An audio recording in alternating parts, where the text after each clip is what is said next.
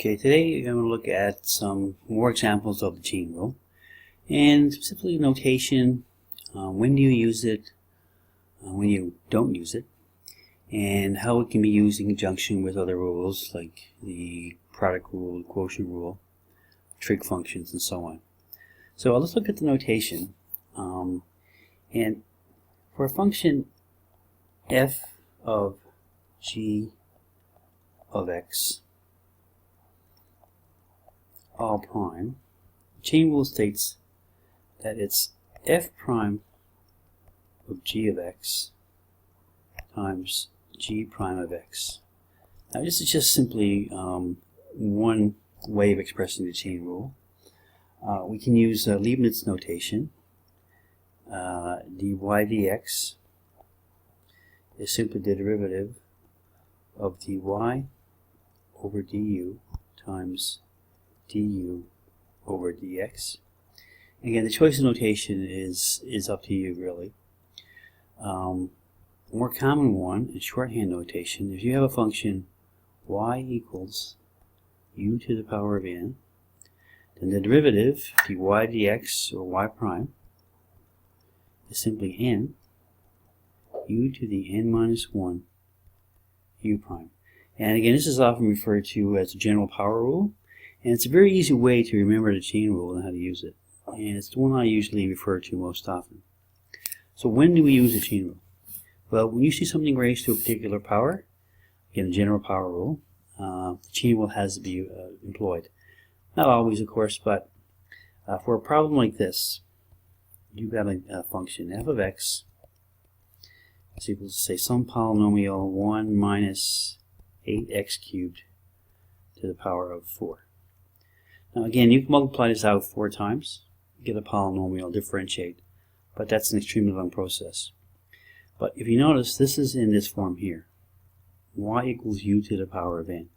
In this case, y equals u to the power of 4, where u is simply equal to polynomial 1 minus 8x cubed.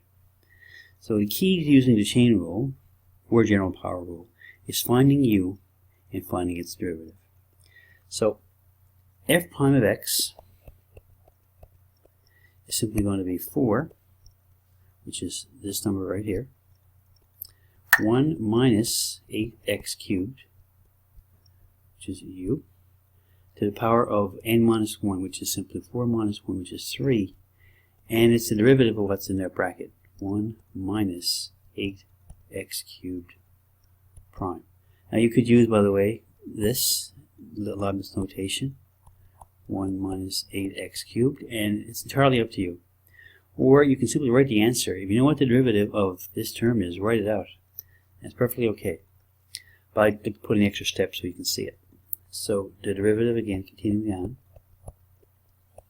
is simply 4, 1 minus 8x cubed to the power of 3. And the derivative of 1 minus 8x cubed is simply negative 24x squared.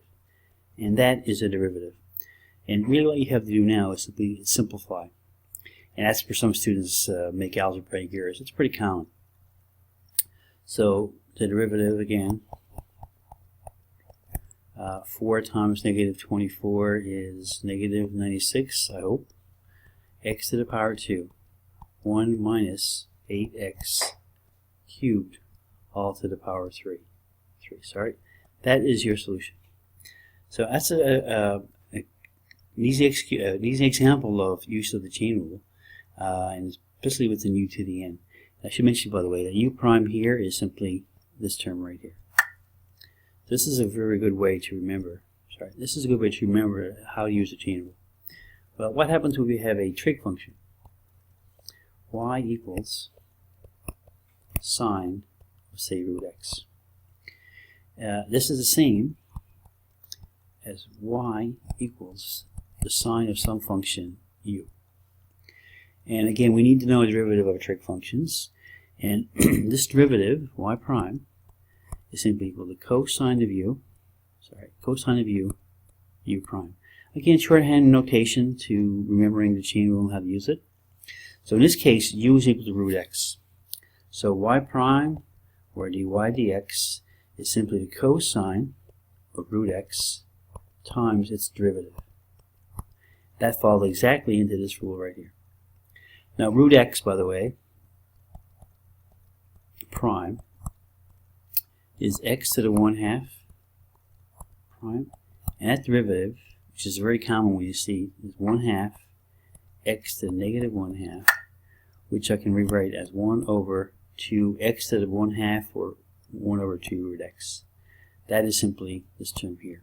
So y prime is equal to cosine of root x times 1 over 2 root x. Now just be careful of the algebra here. That's your answer. Root x's don't cancel. This is a trig function. This is a radical. You could rewrite it, I guess, in a different form as cos root x over 2 root x. And that's your answer. And a common algebraic error is to cancel these x terms, which is a no-no. Alright, and that's the trouble most students have with algebraic errors. Okay, we'll just do one more, or a few more, I guess. 3. If we have a problem like this, 1 equals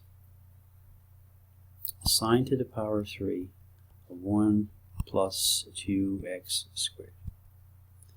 Now you might think that this is y equals sine of u, but it's not quite.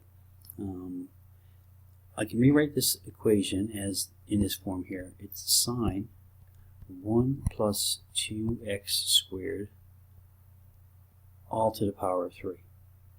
So basically, instead of using this rule, we're using y equals u to the power of n, where u is equal to this and n is equal to 3. So now we'll differentiate, and of course the derivative of this term, y prime, is n u to the n minus 1 u prime. Again, simple notation, shorthand notation that you can actually use for any of these problems. So the derivative of this function, dy dx, is going to be 3 sine of 1 plus 2x squared, which is u, n minus 1, which is 2, which is this term, and it's u prime. So it's really sine of 1 plus 2x squared prime, which is this term. So we use the chain rule again. This is pretty common. You keep differentiating until you run out of things to differentiate, quite honestly. So we're going to have 3, if you want to sine. I can leave it in this form here or write it this way. Both are the same. Now I need to find the derivative of this term.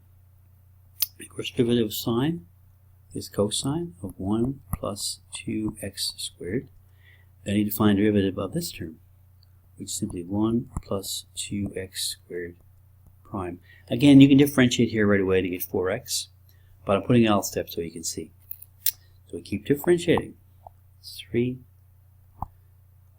sine squared of 1 plus 2x squared, cosine of 1 plus 2x squared, and the derivative of this term is simply 4x. And that is a derivative. Now some students who get used to using it can go from here right to here. That's perfectly okay. If you can actually write the whole derivative in one line, feel free to do it. And you can tidy these things up, I guess, by combining like terms, the 3x and the 4x. You can actually put that 12x in front. And you get sine squared of 1 plus 2x squared. Oops, sorry, cosine. Sorry about that. Cosine of 1 plus 2x all squared. And that is the derivative of this function right here.